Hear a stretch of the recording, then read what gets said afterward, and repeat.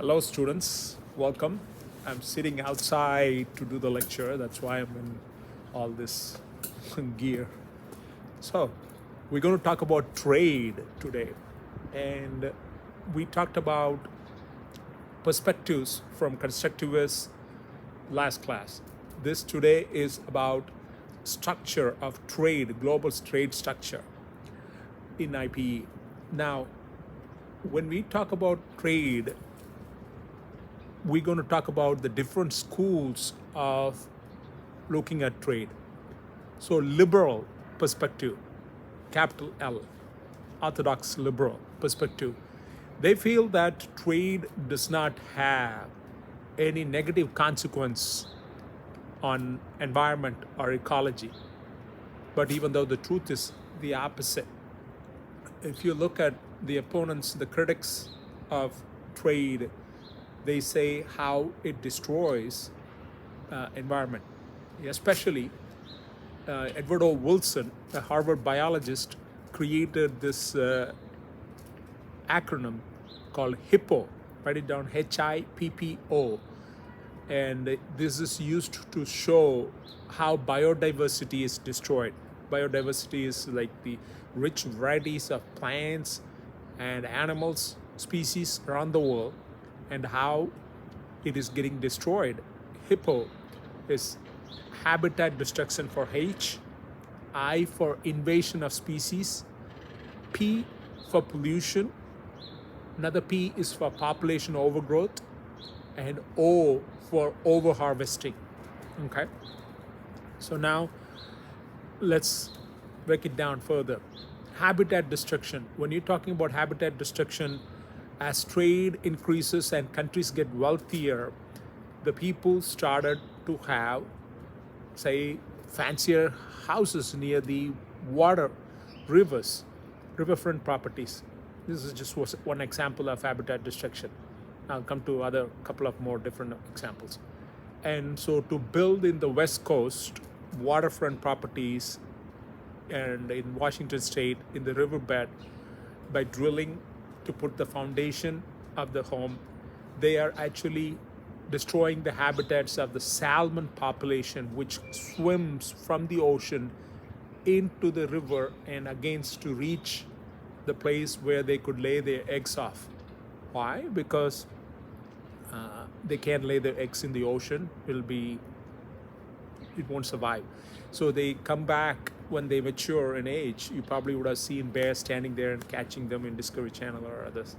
The salmon population come and lay their eggs. So this foundation drilling and human encroaching on their habitat is plummeting the salmon population. And in Amazon forest, for example, many habitats of different species have been destroyed because Brazil, in charge of Amazon forest, have destroyed acres and acres. Every week, acres disappear due to palm oil production and also for animal agriculture. Now, you might think like, so what if tropical forests are destroyed? Once tropical forests are destroyed, it cannot regrow. That's one. Another is these tropical forests has varieties of animals, which gives us the resources for us to create new medicines and new way of solving problems. And destroying their ecologies will result in us losing the knowledge permanently forever. For example, Edward O. Wilson's book, they gave an example of a toad, a frog, where it leaks from the body skin and that has the capacity for painkillers 100 times more potent than morphine.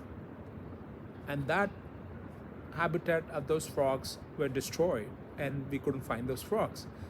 So you probably heard of opioid addiction going on in the country, and this is started with the painkillers, right? Oxycontin.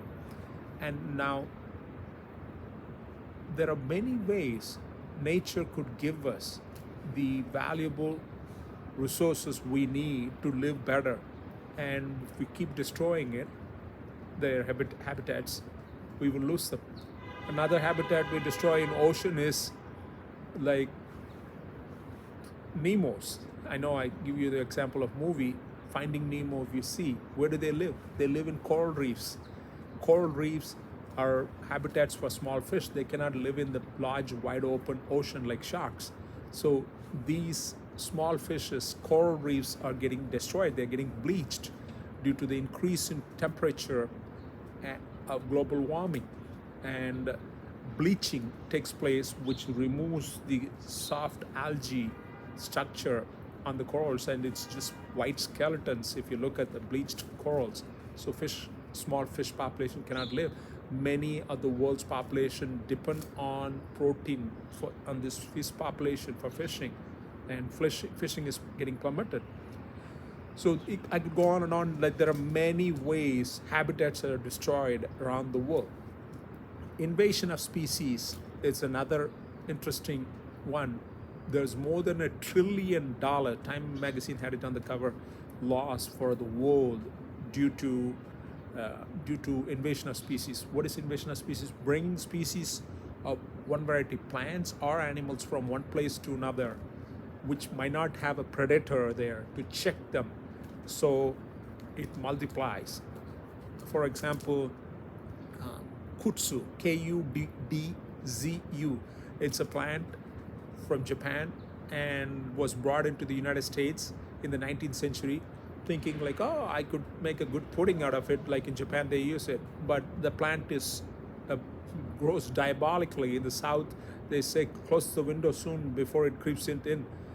That it grows so fast, it chokes waterways and fish and other aqua animals life growth, and it competes for resources. There is no check for it, and costs billions of dollars for the government because of bringing a simple plant.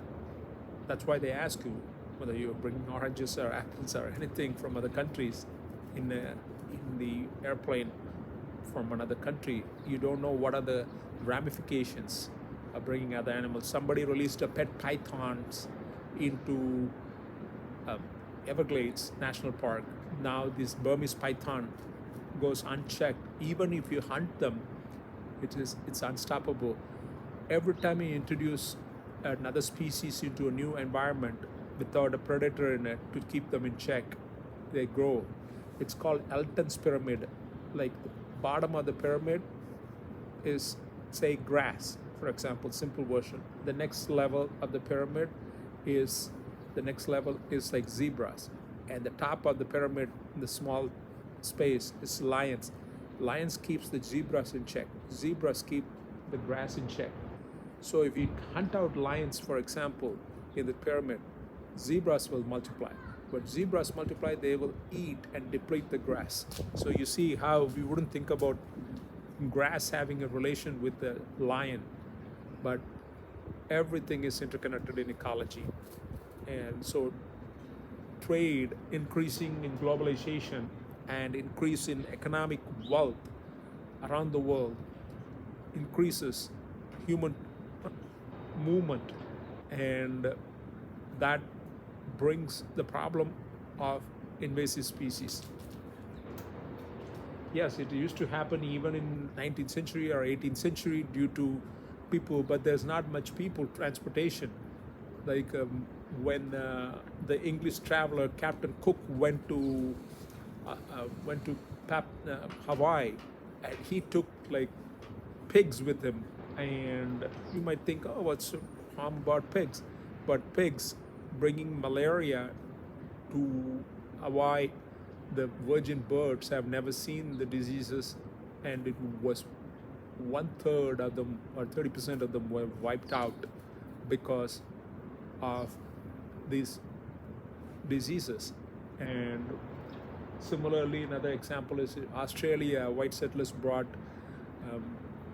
bunnies, and they multiply without check, without a predator, and they graze the top layer of the soil, or the grass, and so the grass keeps the soil with their roots, and then when grass is gone, this soil loosens up and goes and joins the Murray-Darling River, which is the largest river in Australia, and alluvial soil is taken to the ocean.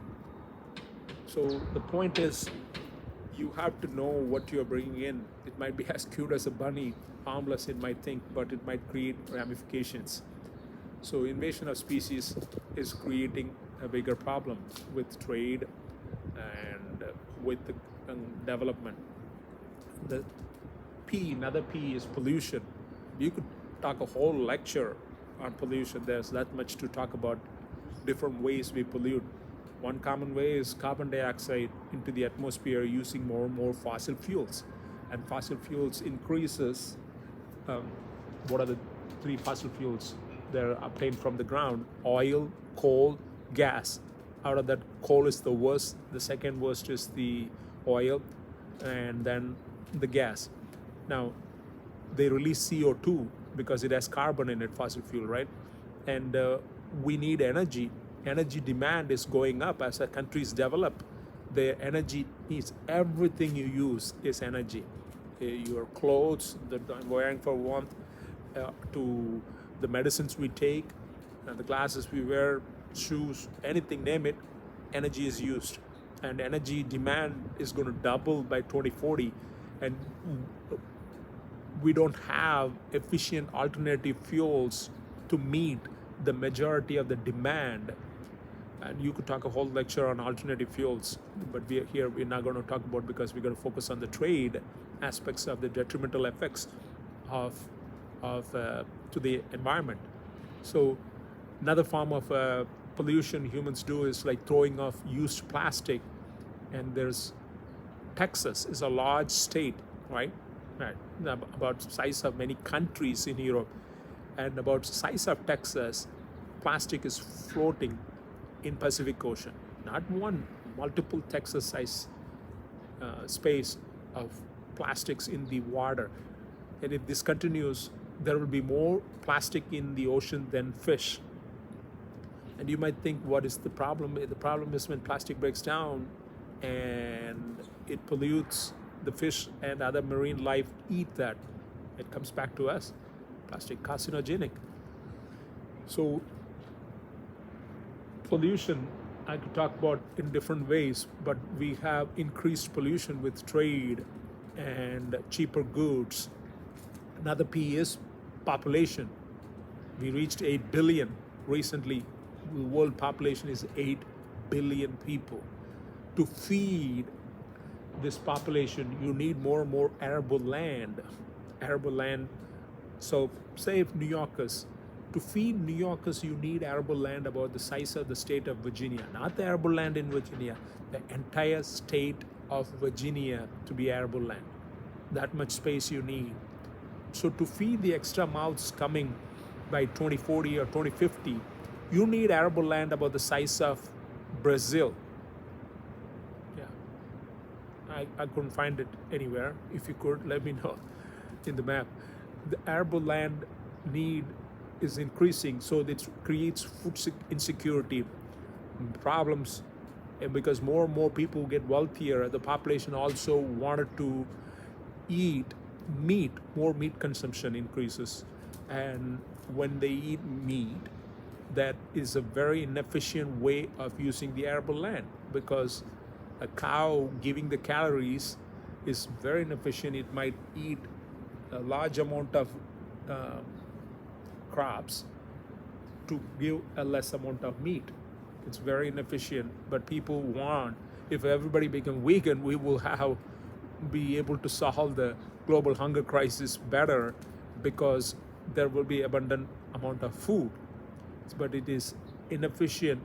But people wanted to have the inefficient way because the Western way is projected around the world. Fast food goes around the world. Fast food, because of the global trade, McDonald's and others, you probably would have seen Super Size Me, right? How it creates obesity problems around the world, in different parts of the world, when American companies, KFCs and McDonald's and others go, and people depend on it. And the golden arch, the golden arch is almost found everywhere, from India to Russia to Middle East. And so this is the American globalization, right? So now pollution, population, and overharvesting. In a short form, overharvesting is O for overharvesting. As populations increase, we overharvest every natural resources you could possibly think of. Like ocean, we overharvest fish. You need to have fish to produce fish. But if you take it out as much as you can, tragedy of the commons, competing with other countries, you take out as much as you can, what happens? There wouldn't be anything left in the ocean to breed and create. Okay. So it is definitely a problem, environmental problem, but the orthodox economic way of seeing this is, oh, we'll use market methods to address it. How do you address market methods? Like global warming, to release CO2, to constrain it, they have cap and trade. Cap and trade. The cap and trade is, say, 1, 2, 3, another person, 3%, 1, 2, 3. And these three of different countries agree to put out, say, just for a number, easy number sake, it's only 1,000 tons of carbon in a year, not more than that. And what do? Okay, you are good. You are able to use technology and reduce the carbon emissions to 800 tons in a year. So you saved, say, 200 tons below your quota. And then this guy here is inefficient. I just used 1,000 tons. Okay. This guy here already spent 1,000. He needs to still put out more, 200 more tons. He could buy it from you. He could buy, so you are making money in saving the carbon emissions. This is the market-based method. He could buy the credit and use that to put out the carbon emissions in the atmosphere. So cap and trade is a market-based method, but in general, the economic orthodox belief is right, no necessary connection between trade and ecological harm. That's the second way to see is mercantilist view on trade. Mercantilist, as you know, it's all about state power. To improve their economic might and increase their state power. We have a whole lecture on mercantilism, right? If you go back to it, you will see. Similarly, we had a whole lecture on laissez-faire economic model, free trade, right? And by the way, the free trade is completely a myth. No country completely has free trade. They selectively do it, whatever gives them advantages. It's politics. If it is just economics, yeah, you might have free trade, but it's politics involved. So there's a lot of protectionism. That means they protect the companies which they want to protect in their own country and wanted to compete in areas which they're stronger at in international markets. And they will ask or preach other countries to open up the market in their countries where they need to compete and make money, basically. And so these free trade itself is like a myth. Now, mercantilists would agree that countries have to look after each other, look after themselves to improve their economic and military power. And so they might even subsidize in their own country, not only protect their weaker companies from international companies coming into their country and competing, but they might also subsidize products which will get more advantage in the international market in order to succeed and project power.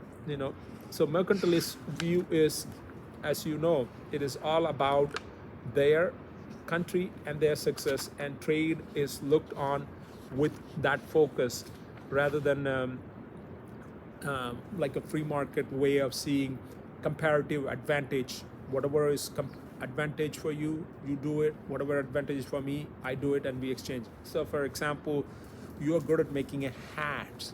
I'm good at, my country is good at making glasses. Then we exchange. I should focus only on glasses because that's what I'm good at doing, and I will do more glasses in a day than you could do it.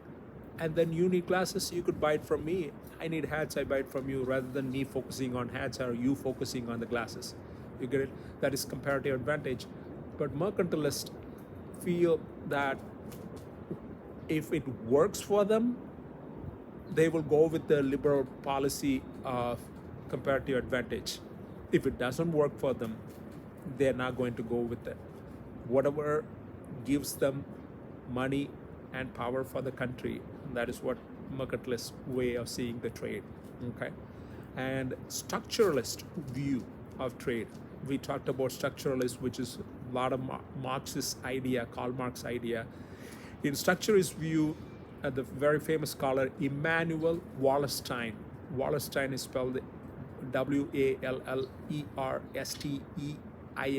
Immanuel Wallerstein said some countries are periphery, some countries are core.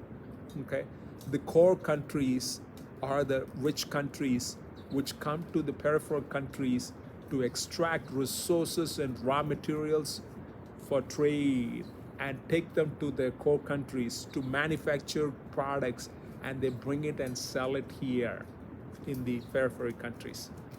Are you following? And so it is basically they benefit and exploit. Now China is in a way doing it. It's not used to like it used to be the Western countries going and exploiting third world countries or global south. China is doing it in Africa, in Peru, in Latin American countries, around the world, looking for natural resources. When they go for trading, they do not care about human rights violations. Like America, when it goes to trade in African countries, they preach human rights violations are not acceptable. But China doesn't care. China cares to just do business and allow the sovereignty of that country intact. So we don't violate what you want to do in your country. You want to even have human rights violations, so be it, kind of idea. Okay, and the EU, China, and Japan and United States and South Korea together have a 74% of the world's exported manufactured goods. You see, the global South has very small amount of role in the global trading structure. I repeat again, EU, China, Japan, and the United States and South Korea together has 74% of the world's exported manufactured goods. Export-based countries want to have large exports. Well, one reason is because you bring in the international currency, and rather than being an importer is also, from a mercantilist perspective, it's dangerous for your country during time of war. It's risky. You're depending on resources outside your country. If your country is blockaded, like a naval blockade, you might not be able to bring in resources from outside, right? Okay, and of course the constructivist view is they don't recommend a particular trade policy for any country, but they look at each country's, how they perceive the words and the norms used in trade. And there's a scholar, John Ruggie, Ruggie. John Ruggie calls it legitimate social purpose. That trading is a legitimate, quote unquote, legitimate social purpose. So how different states can conceive this idea of trade, and they talk about it and understand purpose will affect what kinds of rules they adopt and how to regulate it. And so the constructivists explain those things. Okay. Now, I also want you to watch this documentary of Life and Debt, which is a fantastic documentary to understand how many times countries go into third world country and completely destroy their economy, make them more dependent on these rich countries for products. I'll give you an example. It's in Jamaica. When it comes to ask for debt to IMF makes them sign a standard cookie cutter document given to all countries to deregulate, okay, privatize, and open your markets. All these ideas, it's called Washington Consensus, quote unquote Washington Consensus, which makes these third world countries open up their market if they want to borrow money. But when they open up the market, American products which are subsidized by the taxpayers, so it's not like a real advantage, comparative advantage. It's a false advantage which was created, and these products are dumped in these third world countries and completely destroy their economies because they can't compete with the subsidized product. And like milk products in Jamaica, the milk industry was destroyed because United States, sent powdered milk to these countries much cheaper price. But the cheaper price is because American farmers are subsidized by American government. It's taxpayers' money, and then they put those products there, and so people buy that products rather than this Jamaican milk, which is a little more pricier, but because they didn't have a subsidy. And now what happens? They are dependent continuously on American products, and so their economy gets worse. They cannot repay the loan which they borrowed from IMF, so it becomes a vicious cycle. And rather than helping them, we are hurting them more. I'm talking about the West, the IMF, the International Monetary Fund, which was created after World War II. If you remember, we discussed in another lecture. So I want you to watch that Life and Debt and understand these problems. As we come back, we will talk more about the next structure, like global power structure, politics, and also global international finance and monetary structure. So one by one we'll talk, and thank you for listening.